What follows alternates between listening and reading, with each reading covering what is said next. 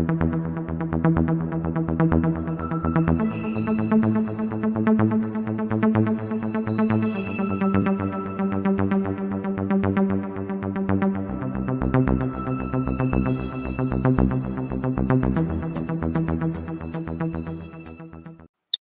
good evening, everyone. Thanks again for joining us on the Southern California Anger Management Juvenile Justice Podcast. I'm so happy today to have another guest who's been kind and gracious enough to come on and join with us. I'm glad to have Herman Rainey here, juvenile justice expert. You know, he has the years and experience been down on the ground on the front line. And so thanks for joining me here today, Herman.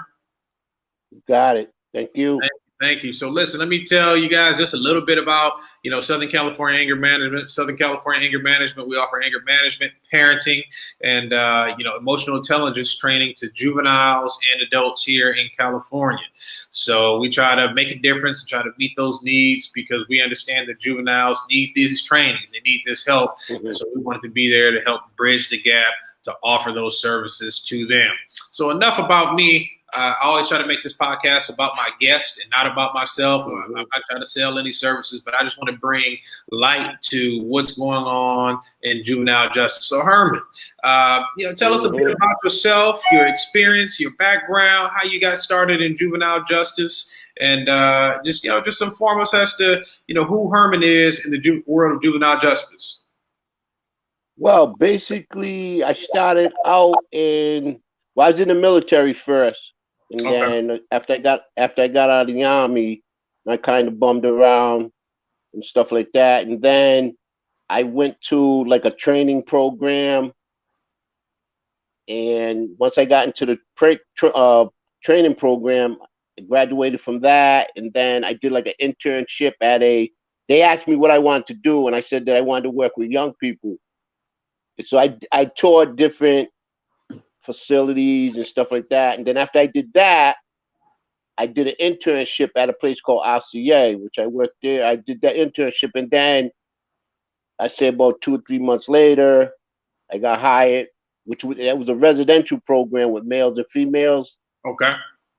I worked there for about 3.5, 4 years. And then a friend of mine's was working for a state facility, and he was telling me, Herm, the place is hiring, you can make a whole lot of money and stuff like that. I wasn't really in for the money, but at the time, private places, they don't really pay you a lot of money anyway. Right. So I took an exam, passed the exam, and then went for the interview. I got hired, and I stayed there from 89 to like 2010. It was a locked facility. Okay. It was all boys and females, and basically that's how I started. Then I went to college online. I got an associate's degree in criminal justice, and I took different courses like death and suicide and things like that. Everything pertaining to dealing with young people. Right. You know what I mean? But I've been dealing with young people since 1984, actually. So it sounds to me like you have a passion for helping those who find themselves caught up in the justice system. Absolutely, because like I said before, I grew up like 99% of those kids anyway. Yes, sir. It was a perfect fit because I can remember telling my mother I got a job at this place. And she used to threaten me with this very place when I was a kid, and I said, "Listen." She said, I cannot believe you're working at this place. I go, listen, you remember telling me that if I didn't do the right thing, this is where I would end up at? I said, I got a job at this place. And she was like, she just said, oh my God. You're the perfect fit. You know what I mean? So let me ask you, do you believe that your life experience helped you to be a better officer in the juvenile institutions? Oh yeah, definitely. Because I can remember my first day on the job, and the standard, equipment is like the keys and handcuffs. Like you got, you know what I mean? And I can remember like for years, but the whole time I was there, I never carried handcuffs on my person. Mm. Never, never, never. I never did. I never did. Because I can remember people telling me that if a kid's gonna be bad day one, if you don't put him in check day one, then he's gonna be bad the whole time. So you gotta establish that respect as soon as they walk in the door. Because they're not used to that. If they've been out of control forever, and all of a sudden they walk into a facility and you're there, and you're not the parent, you know what I mean? Because they'll tell you, you're not my dad, you're not this. I said, listen, I didn't ask you to come here. Once you come here, I call the shots because we both can't be in charge. Right, You know right, what I mean? right. Yeah, somebody got to be in charge. Can you lift your camera Right, up a little exactly. bit for us, Herman? Just a tad. How's There you that? go. There we go. There we go. So that is key because unfortunately, a lot of the young men and young women who come into the facility, but particularly the young men, hey, in their world, they're the men. You know what I mean? In their Right. world, they've been a provider. They're taking care of mom. They're doing this because unfortunately dad hasn't been at home. So when they come in, Right. so I guess the question I would have is when they would come into you, it was almost like a challenge, right? Like, hey, I'm a man. Exactly. You can't do what to Exactly. do. Who are you to tell me Exactly. what to do? Exactly. And so there had to be a level of understanding Oh when they my came to God. the doors to say, hey, Exactly. young man. So give me an Exactly. experience of your first time dealing with a young man who challenged you. When you got into this business. I will tell you what happened. The first situation I got into was I was in a residential program, and this kid was going off. He's going off and everything. And it was during the day, and this kid, he did not want to go to his room. Like, he didn't want to go to his room. So at one point, I had to take him to his room. So I take him to his room. I would say at least for 10 minutes until somebody showed up. It was just me and him. They just me and him. And so what I did was I said, listen, I said, just me and you here. I go, I don't know. I said, you have to remember one thing.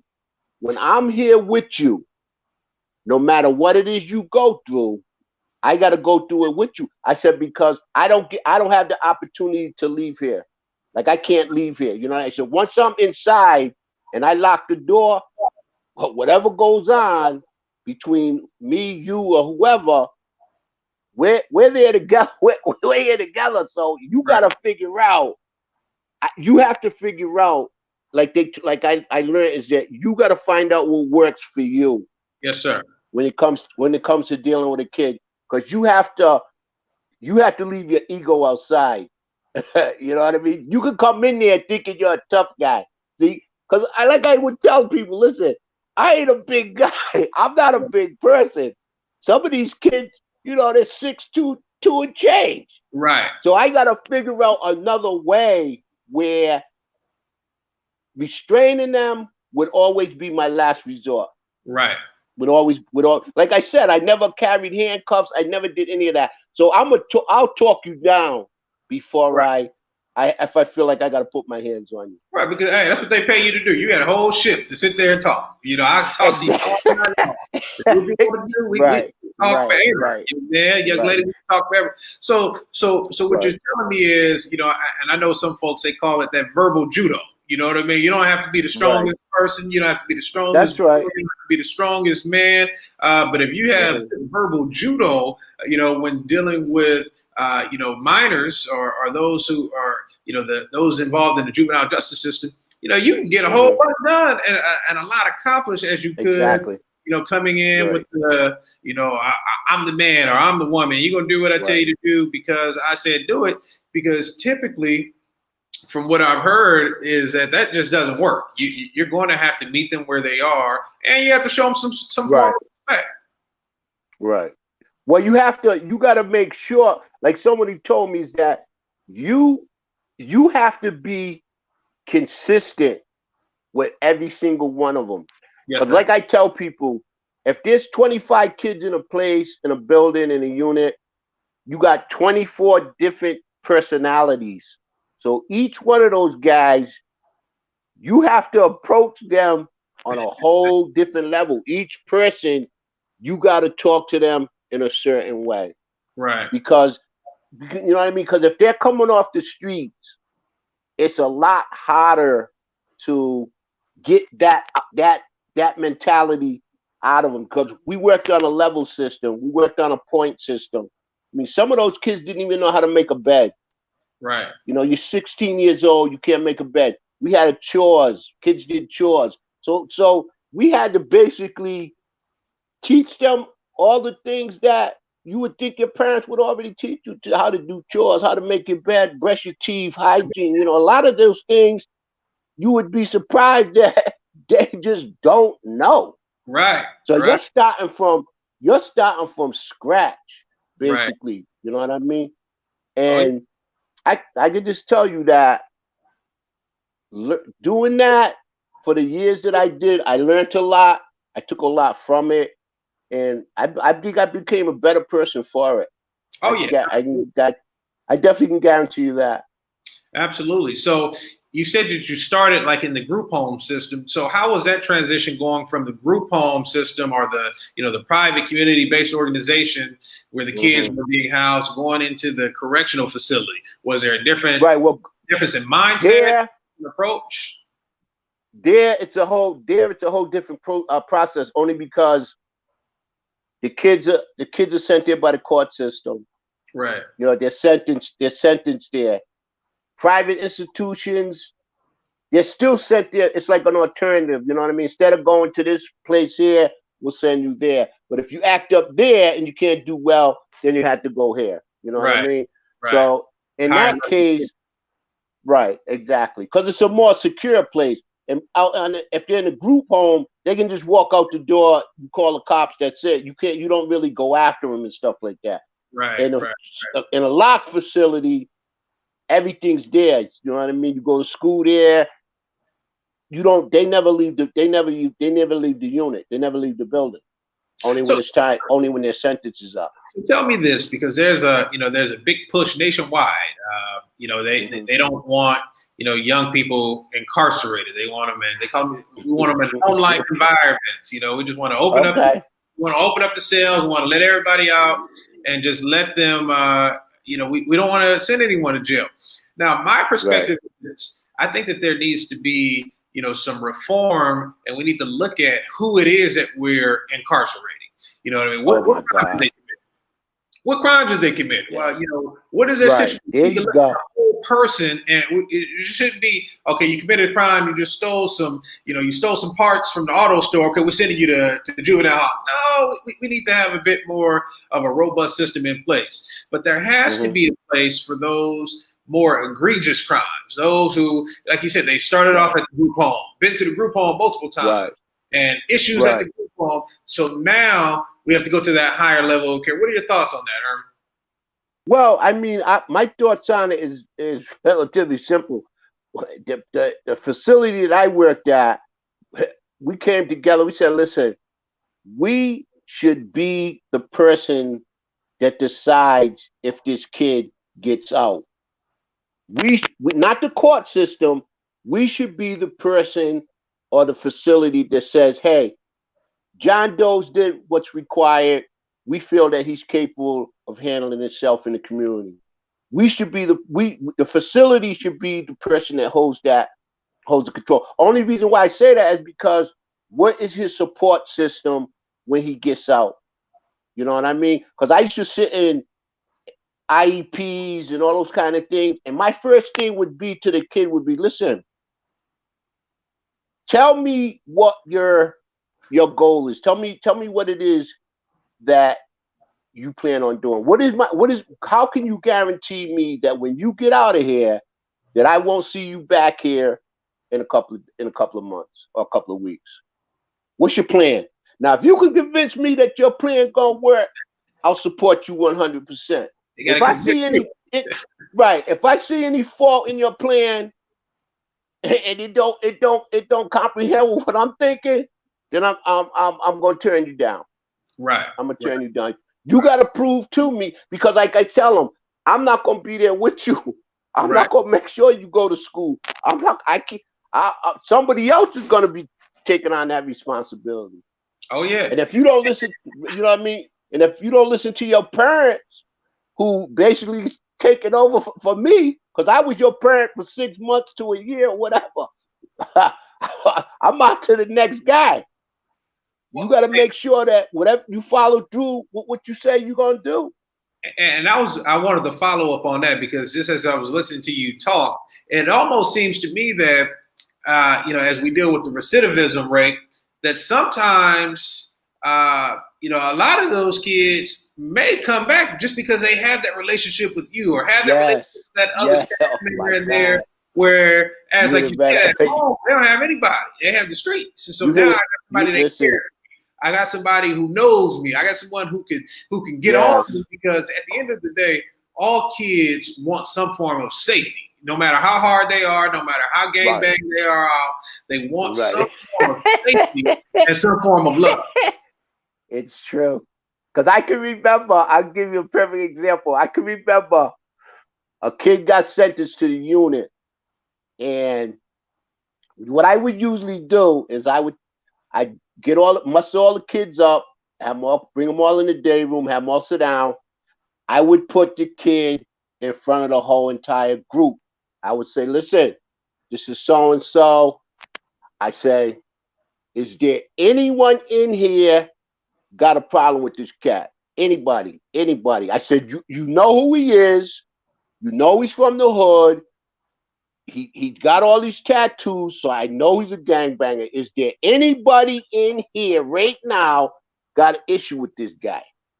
Because if nobody's got an issue with this guy, and I come back here tomorrow and that guy's got a lump on his head, I'm coming at you. And I'm gonna have every right, because when I write you up and I go to the hearing, because I used to tell them, take me to the hearing with you so I could just state the fact. I said, because when I go, I'm gonna tell the truth. And I'll Tell the say, truth. I took this kid before the group. Nobody admitted they had an issue with him. I come back here today, the kid's got a big knot on his head. Now, I didn't do it. Somebody did. Right. You understand what I'm saying? So you're right. What happens is those kids get so used to you that they do the stupidest thing. And probation, I got my issues with probation. They violate the kid for the simplest thing. Oh, he didn't show up on time. Okay, how's he supposed to get there? Did you give him bus fare? Did you get him a ride? Did you even go to his house to check him out to see why he didn't make it?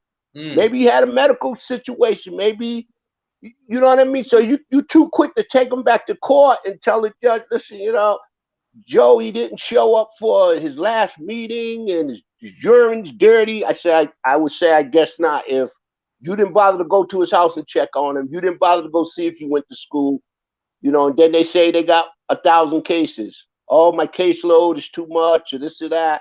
So the system makes excuses, too many excuses for me, and it's a sad thing, because the next thing you know, you read about him in the obituary. Yeah. Because And we used to keep a chart of the kids we let go, and a chart of the kids that got killed, and we would compare them, and we would say, this is why we want to be in control of whether or not this person, if we feel this person's capable of going out there, mm. Well, see, because death is permanent. that leads into an interesting question. I had an interview with a young lady yesterday from Connecticut, and I posed a question to her, and I'll pose the same question to you right now. Does jail save lives? In your opinion, in your professional opinion, does jail save lives? I would say yeah, because if, like I said, I still go back to, what is your plan? If your plan is to go back and hook up with the same people that got you here, then it's not, it doesn't do you any good. Because I can remember parents coming during visits and thanking the staff. I thank you so much for taking care of my son. I thank you so much for taking care of my daughter. I don't know where my son would be if he wasn't here. And I so much want to say, dear, your son probably should be home. I mean, he shouldn't be here. And then once another thing I realize is that once he's clean, he's getting educated. The talent of some of these kids is Oh, incredible. man. My God, these kids can draw. I mean, I would tell these kids, I would go, why are you here? And you could be an architect, kid. Look at your artwork. The dude's jumping out of the building. I'm going, you could be playing Division 1 ball right now.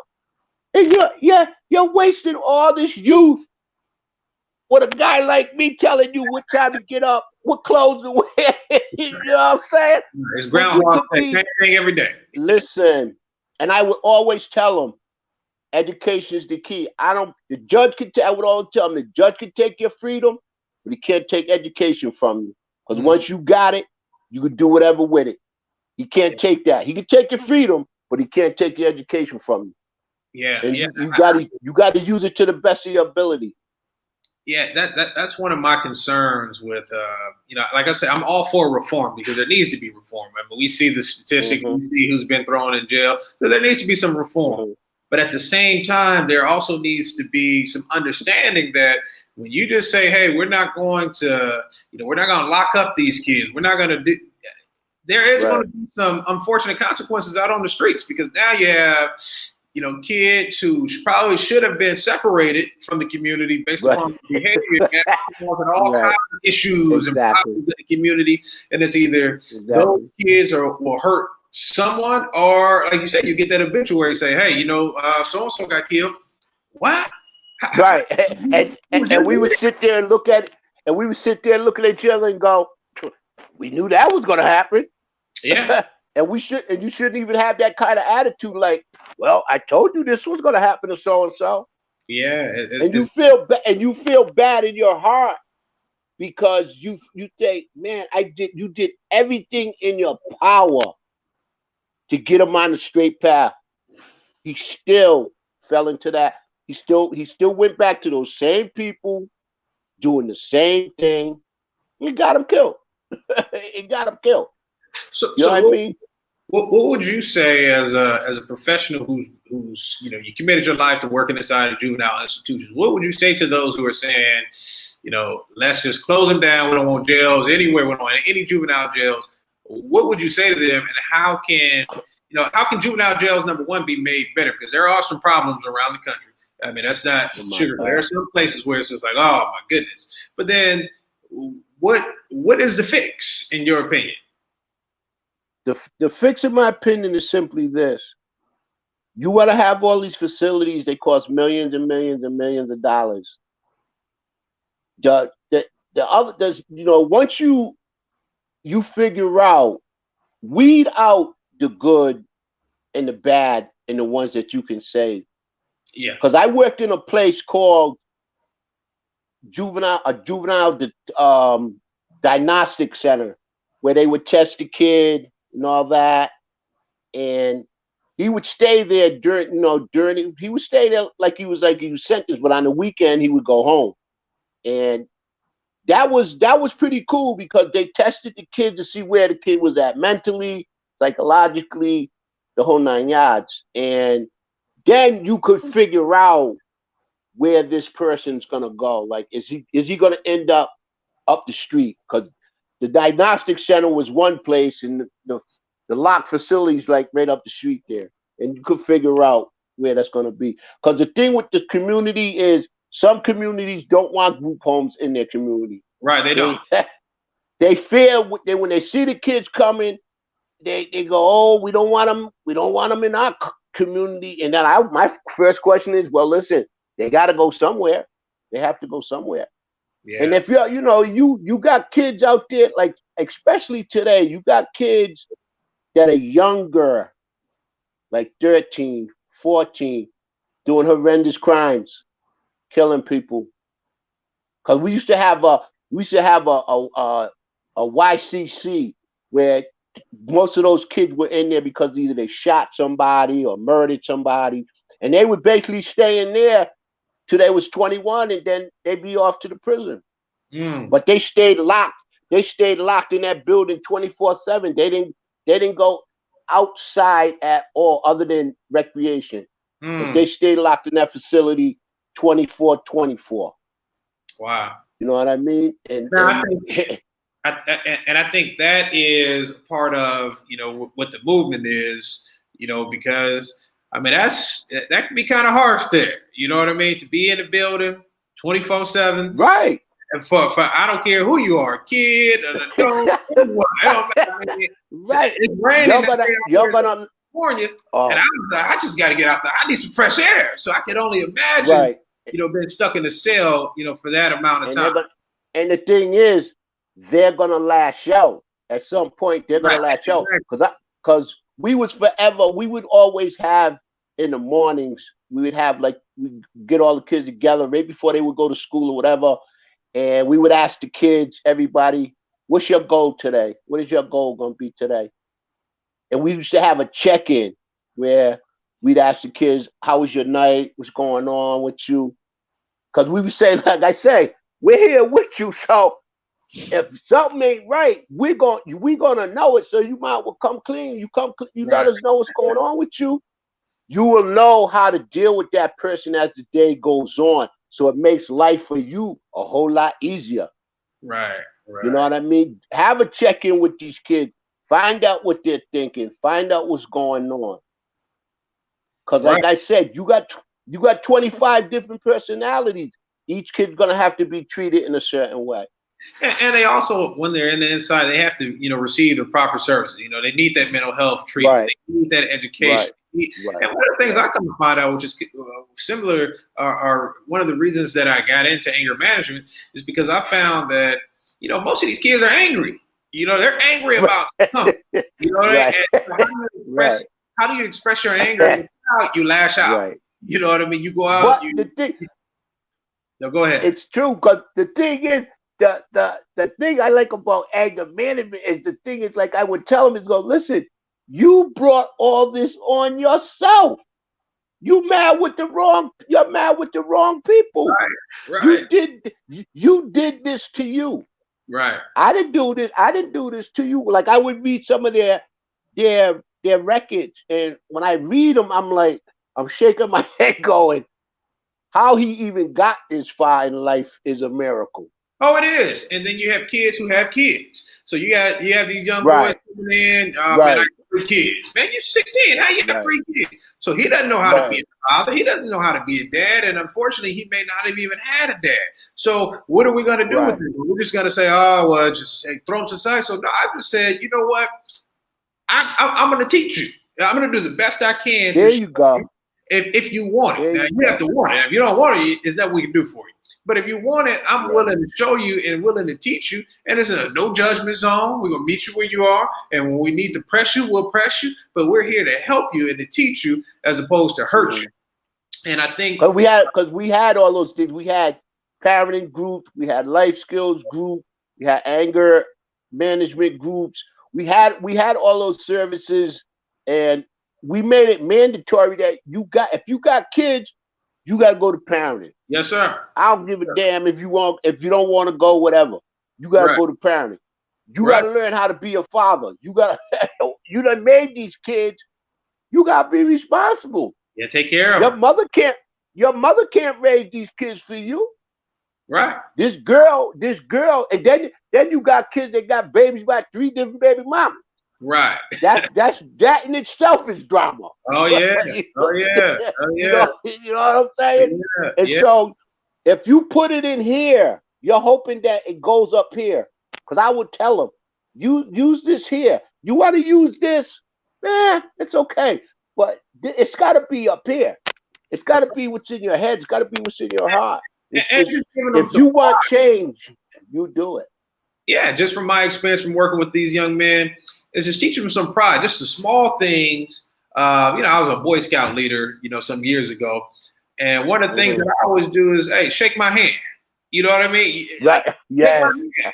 you take my hand right now, and I would get all Yep. kinds of hate. Yep. People Yep. Yep. looking Yep. away. I get people looking down. I'm like, no, when you shake my hand, you look me in the eye. Here, let me show Nah. you how Yep. to tie.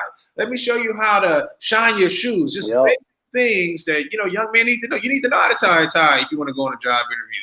You need to be able to shine your own shoes because you may not be able to go to Exactly. the shining shoes is a Exactly. lost art amongst young men in 2021. So we've got to teach them the basics, teach you how to put some pride into yourself. You know what I mean? We want you to know that you are A-OK. You can make it where you are, but you just got to put some work in it, you know? Right. And if Because they have to feel that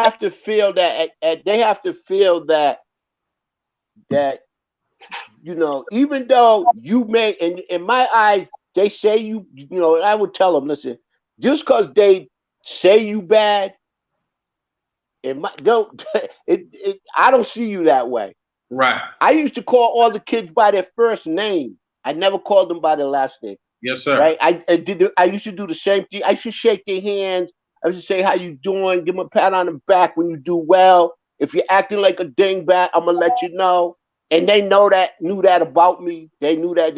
They would say, uh-oh, here comes Herm. If Herm's coming, that means something ain't right. And the thing is, just your presence in the room can de-escalate a whole situation. Because they know that you're a fair person. And you're you're not a threat to them.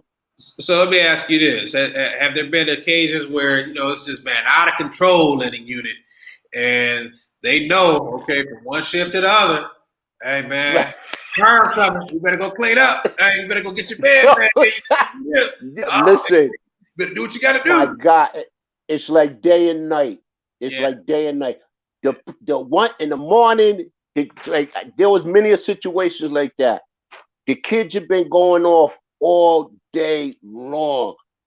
Soon as the second shift or whatever comes in there, because I will always tell the people, kids gonna be kids. It's about the people that you put in the building. Right. It's all about the kids the staff that you put in the building. Because we always used to have good cop, bad cop. Because you gotta have that. You gotta have the one where they know the kid they know the staff ain't no joke, and they also need to know that there's a guy there that he's gonna listen to you. He's gonna listen to what you have to say. Right. You know what I mean? May not agree with you, but like I would tell him, listen, I don't have to agree with you, but I'll let you speak your piece, but come at me like you got some sense. Come at me like you got same way I'm coming at you. I want you to come at me the same way. Yes, sir. Yes, sir. Well, you have to draw that line and have an understanding, have some respect. I mean, it's the only way you're gonna survive. When dealing with these justice-involved youth, and so it's important. That you develop. Like you say, you have to develop that understanding up front, and you can be as nice as pie. You can do all this and that, and you deal with some sophisticated kids. And you can come in there nice and pie if you want to. Okay, well then they will squeeze you for everything they can get and throw you away when you say no. What? Right. No. You know what? And let me tell you, and somebody told me like my first couple of months. That's all I would say was no. And they got to the point where they wouldn't even come to me because they already knew that I was going to say no. Right. But I only did that to get a feel of, what having them understand why I'm saying no. Right. Not that I'm just saying no because I feel like it. I'm telling you no for a reason. Well, and you'll be a better person for it. Oh yeah, it's similar to saying no to kids. I was a football official. I was officiating high school football, and I was out there. I was the youngest guy on the field, so I'm running down the field. I'm going here, I'm going there, and so the head referee came to me. He said, "Come here, Ricky." He said, "Listen, I love your energy." He said, "Because I can slow a fast guy down, but I can't speed a slow guy up." So it's similar with these kids. You can start at no and then go to yes, but you can't start at yes and then go to no. It just doesn't work. Exactly. It doesn't work. Exactly. Because once that happens, once you start saying yes, you'll be the person that they come to every time, because Right. they know if you're a no guy and this person's a yes person, most likely they're gonna go to the person that's gonna say yes. Absolutely. So what do Because you? kids will play staff. Kids will play staff against each other. Yes, sir. So, man, I've thoroughly enjoyed this conversation, Herb. So, what, I know you told me you're in retirement now. What are your plans now? Do you plan on continuing to work with young people, finding something else I to want do, to. making a I difference? want to. I'm hoping now that I was up north. I moved to North Carolina. And so I'm hoping that once I get myself officially settled, that I can still reach out to young people, man. Good. You You're know the what I second mean? Because person I'm all about, I'm all about, you know, saving kids' lives, man. Yeah. That's what that's all I'm about, man.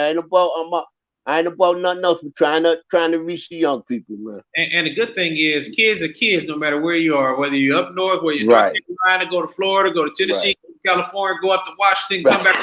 back. Kids are kids. Exactly, It's about exactly, you as a exactly, professional and how you deal with these exactly, kids. So I think that it's exactly. important for anyone who may watch this video, for community-based organizations to tap into Hmm. the experience of professionals like Herman, because you need the Hermans of the world who can go there and deal with these kids, There you go. in a special way. You know what I mean? Because Right. there's some bad apples in these institutions. Of course, we know that. We know that there's some staff that shouldn't be working there. That they just Right. and Oh, the don't even kids go know, there. Don't even go there. everybody knows it. You know what I mean? Listen, But they're don't even also go there. most staff, they're there because they want to be there and that they care about the kids that they have under Yes, their care. yes, yes.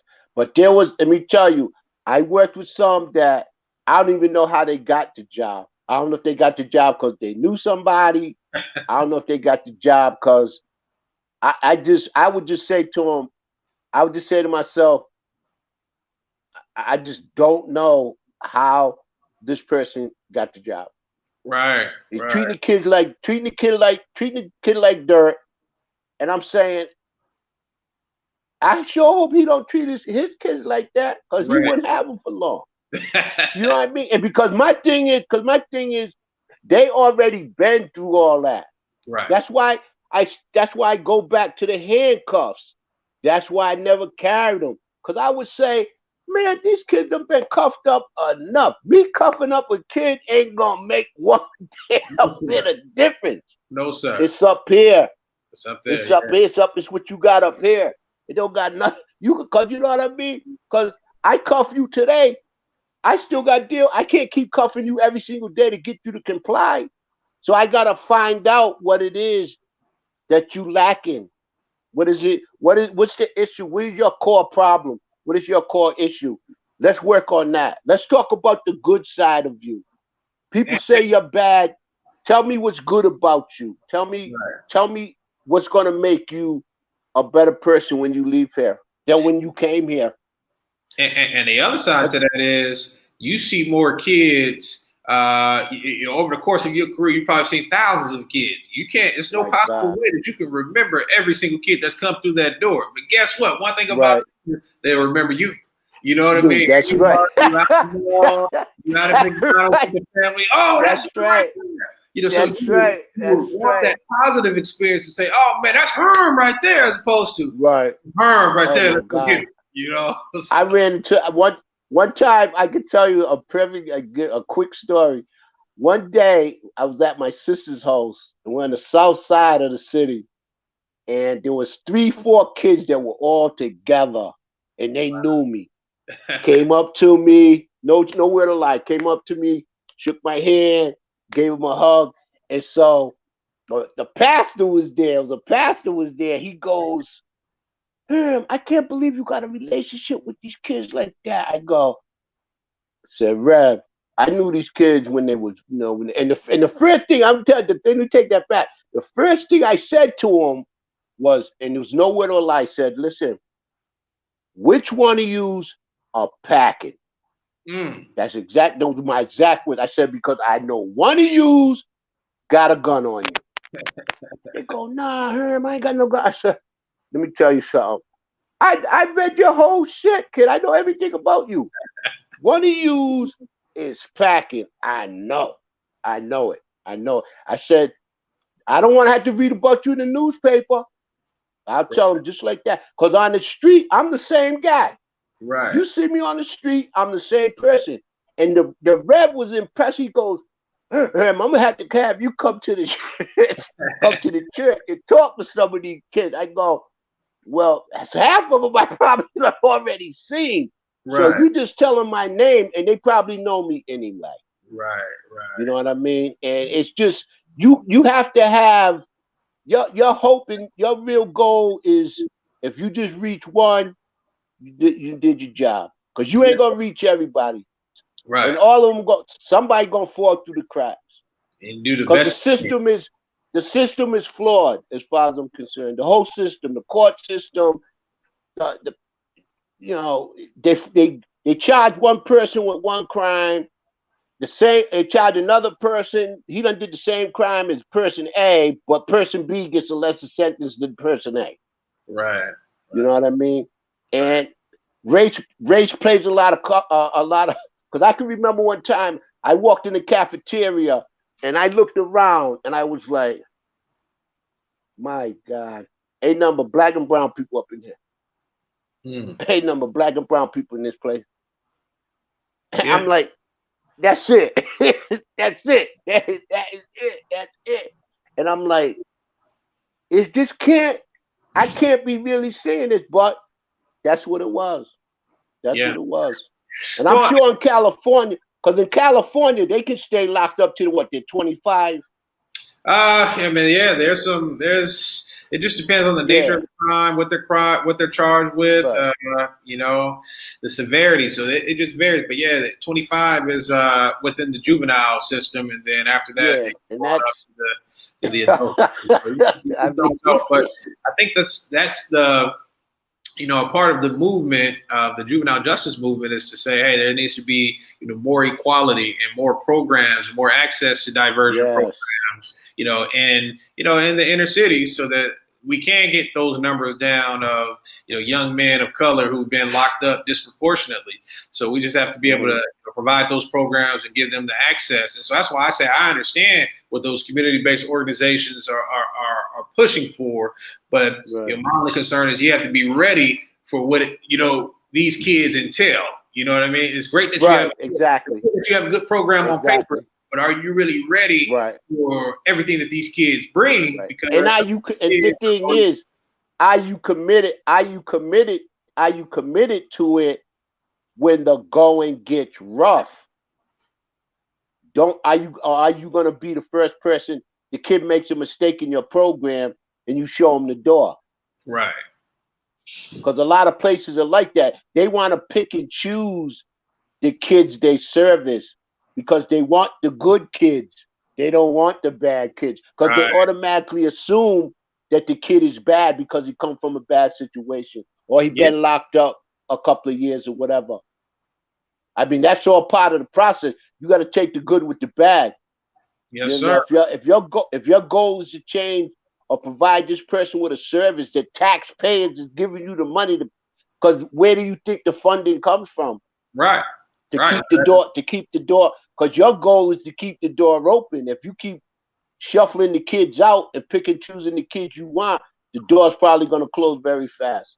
Yes, sir. Yes, sir. So this is Herman's email there. Herman is I've thoroughly enjoyed this conversation. What I Got want it. to do is I want to have you come back on, and I want to get some other professionals who've actually worked in the juvenile institutions, and get you There you guys go.